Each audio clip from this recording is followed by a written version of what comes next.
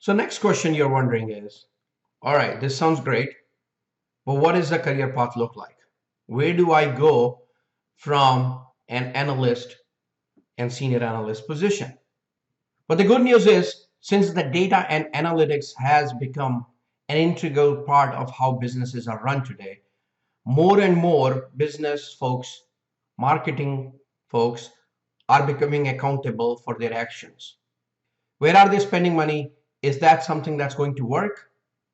And what is the outcome that a business can expect from all this spending? Every decision they are making has to be proven and backed by the data. So that's why this role is becoming a very critical role. And there is a huge career progression, I will show you. So you basically start with analyst, reporting analyst, or technical analyst position. Those are the kind of things that we were looking at. You become a reporting person or you become a technical person. So you start at that lower level, and as you progress quickly, you will become a senior analyst, which means you're helping businesses make business decisions. This is the role which is one step up from reporting analyst. Even when you are in a technical position, you can transition into becoming a senior analyst. It all depends on your passion and what you want to do. And then you'll be leading a team of analysts and senior analysts. These are the people that will be working for you, and you collectively will be helping grow the business. Then there is director of analytics. Few years ago, this was the cap on the position you could be. You're basically head of a group, and then you have all these analysts and analytics manager working for you. Few years ago, director of analytics was the highest position in analytics.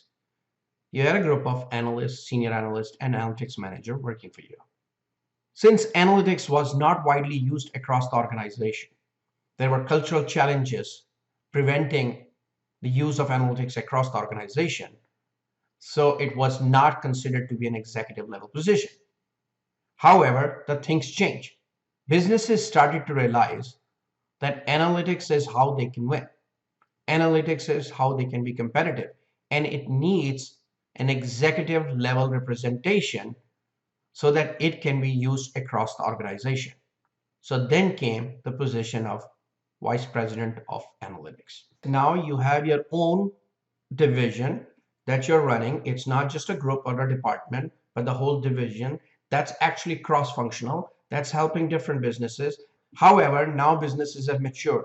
Data is strategic strength for many companies.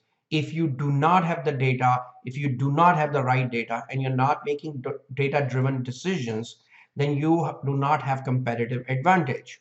You look at all those companies, you look at Google, you look at Facebook, you look at Amazon, you look at Microsoft, you look at Target, which are traditional retailer, you look at financial institution. Everybody is basing their competitive advantage on the data that they collect. And there is a vast amount of data being collected, not only from the websites, but from other properties, social media, as well as third-party data. They're bringing all this together to figure out what their customers want, how can they be competitive, how can they move the business forward. So that's why a position of Chief Analytics Officer has been created in many organizations.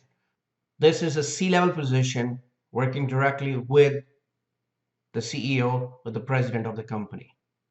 And also more and more companies are now including Chief Analytics Officer in their board. Chief Analytics Officer has the authority that's required to make an organization more data-driven. So as you see it, there is a huge opportunity.